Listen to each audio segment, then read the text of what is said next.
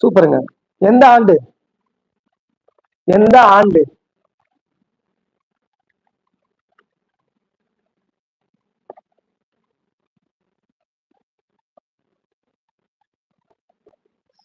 எந்த ஆண்டுங்க அவரு? எந்த ஆண்டு முதல் கூட்டம்? 1946, 1946 டிசம்பர் 9. ஜவஹர்லால் நேரு தன்னுடைய குறிக்கோளை, அதாவது குறிக்கோள் தீர்மானத்தை எந்த ஆண்டு நிர்ணய சபையில் முன்மொழிந்தார், கொண்டு வந்தார்?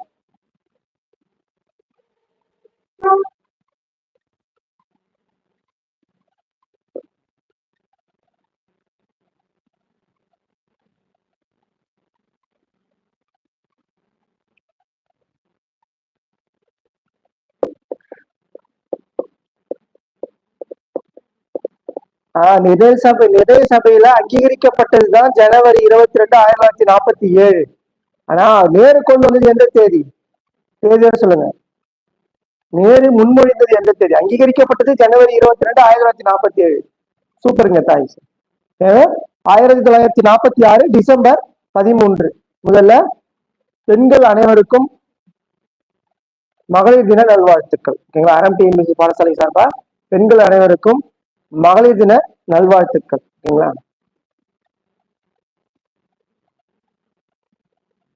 ஓகேங்க. 1946 டிசம்பர் 13. ஓகேங்களா? 1946 டிசம்பர் 13. சரி, அடுத்து நிரந்தர தலைவர் தேர்ந்தெடுக்கப்பட்டார்களா? அவர் யார்? இந்த அரசியல் நிர்ணய சபையின் நிரந்தர தலைவர் தேர்ந்தெடுக்கப்பட்டார்கள். அவர் யார்? அவருடன் துணைத் தலைவர்கள் 2 தேர்ந்தெடுக்கப்பட்டனர். யாராவது சொல்லுங்க. அரசியல் நிர்ணய சபையினுடைய நிரந்தர தலைவராக தேர்ந்தெடுக்கப்பட்டவர் மற்றும் அவருடன் 2 துணைத் தலைவர்கள் தேர்ந்தெடுக்கப்பட்டார்கள். அவர் யார்? டாக்டர் ராஜேந்திர பிரசாத். யாரு? டாக்டர் ராஜேந்திர பிரசாத்.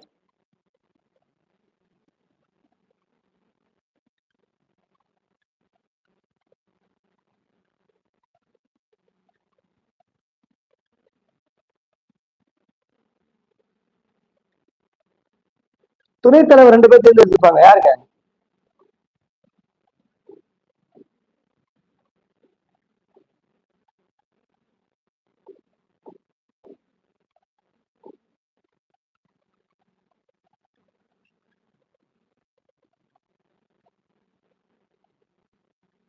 VT கிருஷ்ணமாச்சாரி மற்றும்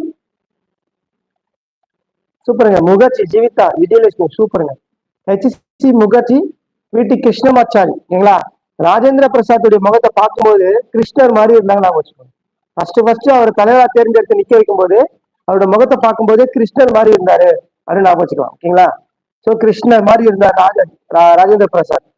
அவருடைய முகத்தை பார்க்கும்போது கிருஷ்ணர் மாதிரி இருந்தாரு. HC முகர்ஜி முகம் கிருஷ்ணர்னா கிருஷ்ணமாச்சாரி. ஓகேங்களா? ஸ்ரீகாந்தோட ஓகேங்க. ஓகே.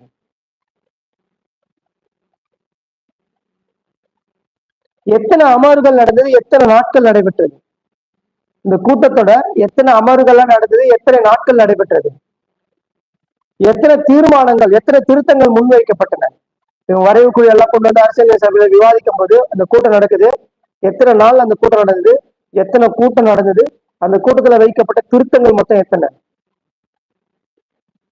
முன்னாள் cricket player Srikanth. Okay okay.